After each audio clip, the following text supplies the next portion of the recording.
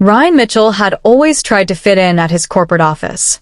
He was competent, diligent, and always willing to help colleagues, yet despite his efforts, he often felt invisible.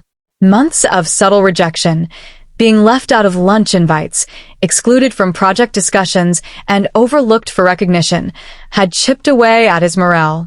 So, when the company announced its annual holiday work party, Ryan made a decision. He wouldn't attend. He wouldn't walk into a room where he felt unseen and unappreciated.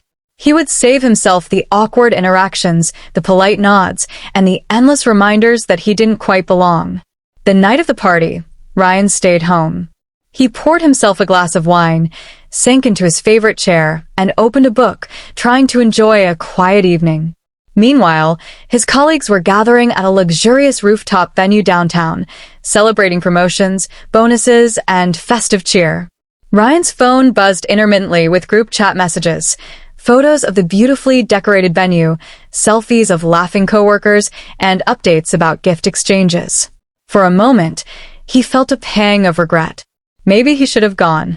But he reminded himself why he had chosen to stay home: self-respect, dignity, and peace of mind. Around 9 p.m., his phone rang. It was Claire, a senior colleague he respected and had quietly admired for months. Ryan hesitated, but answered. "Ryan." Claire's voice sounded urgent, a mix of worry and excitement. "Are you at the party?" "No," he admitted. "I decided not to come." There was a pause. Then Claire's tone softened. "Good. Don't leave. I need you to come. There's something important happening, and I want you to see it." Confused but intrigued, Ryan grabbed his coat and made the drive downtown. When he arrived, the party was in full swing, but instead of joining the general crowd, Claire led him to a private section of the rooftop, away from the noise and chatter. "What's going on?" Ryan asked, still trying to catch his breath. Claire smiled, glancing around to make sure no one else was listening. "I've noticed how hard you've worked these past months, how patient you've been despite being overlooked. Tonight, the management team wanted to recognize someone who truly embodies perseverance and professionalism." Ryan blinked, unsure where this was going. Then, Claire handed him an envelope. Inside was a certificate of recognition and a note stating that he had been chosen as the Employee of the Year for outstanding performance, integrity, and dedication. The moment stunned him. Months of rejection, feelings of invisibility, and quiet self-doubt had led to this unexpected acknowledgement. His colleagues eventually gathered around, clapping and cheering. Those who had previously overlooked him approached with congratulations, their expressions a mix of surprise and admiration. Ryan realized something profound. Sometimes, absence commands more attention than presence.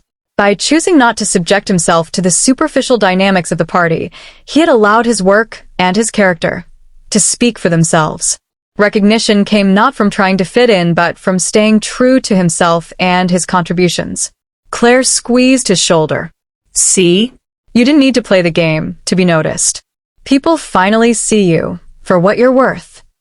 Ryan smiled, a sense of pride and relief washing over him. He had turned months of rejection into a quiet victory. By choosing when to engage and when to step back, he had preserved his dignity and earned the respect he deserved. As the night went on, Ryan joined the party, but this time on his own terms.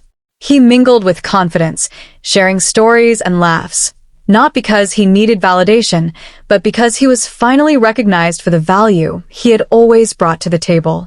By the end of the evening, Ryan reflected on the journey. Rejection had been painful, but it had also been a teacher. It had shown him the importance of patience, self-respect, and timing.